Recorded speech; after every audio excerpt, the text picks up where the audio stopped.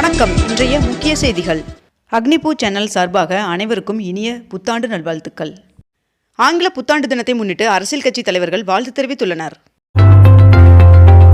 22 carrot ஆபண தங்கத்தின் விலை சவரனுக்கு 320 ரூபாய் குறைந்து ஒரு சவரன் 99,520 ரூபாயாகவும் 1 கிராம் 12,440 ரூபாய்க்கும் விற்பனை செய்யப்பட்டு வருகிறது. இதனைத் தொடர்ந்து 1 கிராம் வெள்ளியின் விலை கிராமிற்கு 1 ரூபாய் குறைந்து 1 கிராம் வெள்ளி 256 ரூபாய்க்கு விற்பனை செய்யப்பட்டு வருகிறது. காங்கிரஸ் கட்சியின் சார்பில் போட்டியிட விருப்ப மனு செய்ய 15ஆம் தேதி வரை கால அவகாசம் நீட்டிக்கப்பட்டுள்ளது. பொங்கல் பரிசு தொகுப்பிற்காக 248 கோடி ரூபாய் நிதி ஒதுக்கி தமிழ்நாடு அரசு அரசாணை வெளியிட்டுள்ளது. உள்நாட்டு உற்பத்தியை காக்க சீனா, வியட்நாம், நேபாளம் இரும்பிற்கு 3 ஆண்டுகளுக்கு பாதுகாப்பு வரி விதித்து ஒன்றிய அரசு உத்தரவிட்டுள்ளது. தமிழ்நாடு அரசு மின்சார வாகனத்திற்காக 100% சாலை வரி விலக்கை 2027ஆம் ஆண்டு டிசம்பர் 31ஆம் தேதி வரை நீட்டித்து உத்தரவிட்டுள்ளது. கரூர் கூட்ட நெரிசலுக்கு பொதுக்கூட்ட ஏற்பாட்டாளர்களே காரணம் என்று காவல்துறை சார்பில் ஆவணங்கள் தாக்கல் செய்யப்பட்டுள்ளது. தமிழ்நாடு அமைச்சரவை கூட்டம் வருகின்ற ஜனவரி 6ஆம் தேதி நடைபெறும் என்று அறிவிக்கப்பட்டுள்ளது. 9,67,00,000 ரூபாய் மதிப்பீட்டில் கோவையில் சர்வதேச தரத்தில் ஹாக்கி மைதானத்தை துணை முதல்வர் உதயநிதி ஸ்டாலின் அவர்கள் திறந்து வைத்துள்ளார். கோவை மாவட்டம் சிறுமுகையில் தமிழ்நாட்டின் முதல் வனவிலங்கு சிகிச்சை மையத்தை துணை முதல்வர் உதயநிதி ஸ்டாலின் அவர்கள் திறந்து வைத்துள்ளார். அமெரிக்காவில் உள்ள நியூயார்க் நகரின் புதிய மேயராக இந்திய வம்சாவளியை சேர்ந்த ஷியாரான் மம்தானி அவர்கள் இன்று பதவியேற்க உள்ளார் என்று தகவல் வெளியாகியுள்ளது. சென்னை மெட்ரோ ரயில் சேவை இன்று ஞாயிற்றுக்கிழமை கால அட்டவணையின்படி இயக்கப்படும் என்று அறிவிப்பு வெளியாகியுள்ளது. 2026ஆம் ஆண்டின் முதல் ஜல்லிக்கட்டு போட்டி புதுக்கோட்டை மாவட்டம் தச்சங்குறிச்சியில் நடத்த தமிழ்நாடு அரசு அரசாணை வெளியிட்டுள்ளது. திருவண்ணாமலையில் வருகின்ற 2ஆம் தேதி மார்கழி மாத பௌர்ணமி கிரிவலம் செல்ல உகந்தது என்று அண்ணாமலையார் கோவில் நிர்வாகம் அறிவித்துள்ளது. மேலும் இதனைத் தொடர்ந்து 3ஆம் தேதி ஆருத்ரா தரிசன விழா நடைபெற உள்ளதாகவும் தெரிவிக்கப்பட்டுள்ளது. ஆழியாறு அணையிலிருந்து ஜனவரி 2ஆம் தேதியாகிய நாளை முதல் தண்ணீர் திறக்க உத்தரவு பிறப்பிக்கப்பட்டுள்ளது. 2025ஆம் ஆண்டில் அரசு பணிக்காக 20,471 தேர்வர்கள் தேர்வு செய்யப்பட்டுள்ளனர் என்று டிஎன்பிஎஸ்சி தெரிவித்துள்ளது. இந்தியா ஜப்பானை பின்னுக்கு தள்ளி 4வது பெரிய பொருளாதார நாடாக முன்னேறியதாக தகவல் வெளியாகியுள்ளது. சூரத்திலிருந்து சென்னை வரையிலான 6 வழி சாலை திட்டத்திற்கு ஒன்றிய அமைச்சரவை ஒப்புதல் வழங்கியுள்ளது. தென் தமிழகத்தில் இன்று மிதமான மழைக்கு வாய்ப்புள்ளதாக வானிலை மையம் தகவல் தெரிவித்துள்ளது. 2 நாள் பயணமாக உள்துறை அமைச்சர் அமித்ஷா அவர்கள் வருகின்ற ஜனவரி 5ஆம் தேதி தமிழகத்திற்கு வர உள்ளதாக தகவல் வெளியாகியுள்ளது. பொங்கல் பரிசு தொகுப்பிற்காக ஜனவரி 2ஆம் தேதிக்குள் டோக்கன்கள் அச்சிட்டு தயார் நிலையில் வைக்க தமிழ்நாடு அரசு உத்தரவிட்டுள்ளது. தமிழ்நாட்டில் 48 கோடி ரூபாய் மதிப்பீட்டில் இயற்கை புல்வெளி கால்பந்து மைதானம் மற்றும் துப்பாக்கி சூடு பயிற்சி அகாடமி உள்ளிட்டவற்றை துணை முதல்வர் உதயநிதி ஸ்டாலின் அவர்கள் அடிக்கல் நாட்டினார். மதுரை மீனாட்சியம்மன் சுவாமி கோவிலில் அறங்காவலர் குழுவை நியமித்து தமிழ்நாடு அரசு அரசாணை வெளியிட்டுள்ளது. நீலகிரி மாவட்டம் அவலாஞ்சியில் உள்ள சுற்றுலா மையங்கள் நாளை ஒரு நாள் மூடப்படுவதாக தெரிவிக்கப்பட்டுள்ளது. இந்திய ராணுவம் மற்றும் இந்திய கடற்படைக்கான 2,770 கோடி மதிப்பிலான போர் கார் பயன்கள் மற்றும் அதற்கான துணை கருவிகளுக்கான ஒப்பந்தங்கள் கையெழுத்திடப்பட்டதாக பாதுகாப்பு அமைச்சகம் தெரிவித்துள்ளது. உத்தரப்பிரதேசத்தில் வரைவு மற்றும் இறுதி வாக்காளர் பட்டியல் வெளியிடப்படும் தேதி ஒத்திவைக்கப்பட்டுள்ளது. சென்னையில் பொது இடங்களில் கட்டுமான கழிவுகளை கொட்டினால் வாகனம் பறிமுதல் செய்யப்படுவதுடன் டன்னுக்கு 5,000 ரூபாய் அபராதம் விதிக்கப்படும் என்று சென்னை மாநகராட்சி ஆணையர் குமரகுருபரன் அவர்கள் தெரிவித்துள்ளார்.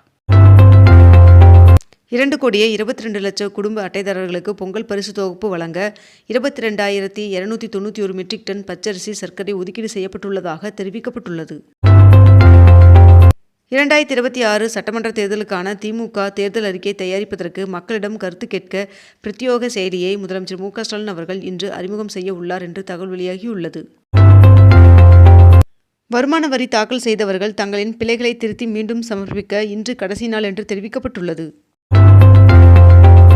சென்னை மெட்ரோ ரயில் திட்டம் கட்டம் 2 வழித்தடம் 3இல் மேலகிரி என்று பெயரிடப்பட்ட சுரங்கம் தோண்டும் இயந்திரம் வெற்றிகரமாக பணியை முடித்து பெரம்பூர் நிலையத்தை வந்தடைந்தது.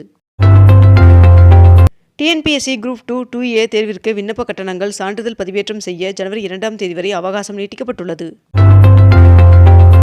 பராமரிப்பு பணியின் காரணமாக அனைத்து அரசு இ-சேவை மற்றும் ஆதார் சேர்க்கை மையங்கள் இன்றும் நாளையும் 2 நாட்கள் இயங்காது என்று தெரிவிக்கப்பட்டுள்ளது. ஊட்டியில் முதல் சீசனுக்கு பூங்கா தயார் செய்யும் பணிகள் துவங்கியுள்ள நிலையில் நடவு பணிக்காக 35,000 தொட்டிகளில் மண் நிரப்பும் பணிகள் தீவிரமாக நடந்து வருகிறது. வருகின்ற ஜனவரி 4 மற்றும் 5 ஆகிய தேதிகளில் தமிழ்நாடு பாஜக தேர்தல் பொறுப்பாளர் பியூஷ் கோயல் அவர்கள் சென்னை வருகை தர உள்ளார் என்று தகவல் வெளியாகியுள்ளது. கொடைக்கானல் வனப்பகுதிகளில் பறவைகள் கணக்கெடுப்பு பணியை வனத்துறையினர் தொடங்கியுள்ளனர். ICC T20 உலகக்கோப்பை தொடருக்கான ஓமன் அணியை அந்நாட்டு கிரிக்கெட் வாரியம் அறிவித்துள்ளது. மத்திய அரசு அறிவிப்பின்படி ஒவ்வொரு நிதியாண்டிலும் 50,000 டன் வரை இயற்கை சர்க்கரை ஏற்றுமதி செய்ய மத்திய அரசு அனுமதி வழங்கியுள்ளது. பான் மற்றும் ஆதார் எண்ணை இணைப்பதற்கு இன்று கடைசி நாள் என்று தெரிவிக்கப்பட்டுள்ளது. ராமேஸ்வரம் ராமநாத சுவாமி திருக்கோவிலில் உண்டியல் காணிக்கை 2 கோடியை தாண்டியதாக தெரிவிக்கப்பட்டுள்ளது. வருகின்ற ஜனவரி 14ஆம் தேதி நடைபெற உள்ள மகர விளக்கு பூஜைக்காக சபரிமலை ஐயப்பன் சுவாமி கோவிலின் நடை திறக்கப்பட்டது. சேலம் மற்றும் கள்ளக்குறிச்சியில் ஜனவரி 4 மற்றும் 5 ஆகிய தேதிகளில் அதிமுக பொதுக்கூட்டம் நடைபெற உள்ளதாக தெரிவிக்கப்பட்டுள்ளது. ஒடிசாவில் 120 கிலோமீட்டர் இலக்கை தாக்கும் பினாகா ராக்கெட்டின் முதல் சோதனை வெற்றிகரமாக நடந்து முடிந்தது. டெல்லியில் நடைபெறும் 2026ஆம் ஆண்டிற்கான குடியரசு தின விழாவில் தமிழ்நாடு அரசின் அலங்கார ஊர்தி இடம்பெற ஒன்றிய உள்துறை அமைச்சகம் ஒப்புதல் வழங்கியுள்ளது. நெல்லையப்பர் கோவிலில் வருகின்ற ஜனவரி 2ஆம் தேதி வெள்ளித்தேர் வெள்ளோட்டம் நடைபெற உள்ளதாக தெரிவிக்கப்பட்டுள்ளது. புதுச்சேரி காவல்துறை சார்பில் புத்தாண்டு கொண்டாட்டத்தையொட்டி 4 அடுக்கு பாதுகாப்பு திட்டம் இறுதி செய்யப்பட்டுள்ளது. கடந்த 8 மாதங்களில் மட்டும் 1,52,000 வெளிநாட்டினர் மதுரைக்கு வருகை தந்துள்ளதாக தகவல் வெளியாகியுள்ளது. தமிழ்நாட்டில் வடகிழக்கு பருவமழை இன்று வரை இயல்பை விட 3% குறைவாக பெய்துள்ளதாக சென்னை வானிலை ஆய்வு மையம் தகவல் தெரிவித்துள்ளது. கரூர் மாவட்டம் நொய்யல் ஆத்துப்பாளையம் நீர்த்தேக்கத்திலிருந்து இன்று முதல் வருகின்ற பிப்ரவரி 28ஆம் தேதி வரை நீர் திறந்துவிட அரசு ஆணையிட்டுள்ளது. தொடர் விடுமுறை மற்றும் புத்தாண்டு தினத்தை முன்னிட்டு 1000 சிறப்பு பேருந்துகள் இயக்கப்பட உள்ளதாக தெரிவிக்கப்பட்டுள்ளது. சென்னை கொளத்தூர் ஏரி பூங்காவை வருகின்ற ஜனவரி 10ஆம் தேதி முதலமைச்சர் மு.க. ஸ்டாலின் அவர்கள் திறந்து வைக்க உள்ளார் என்று தகவல் வெளியாகியுள்ளது.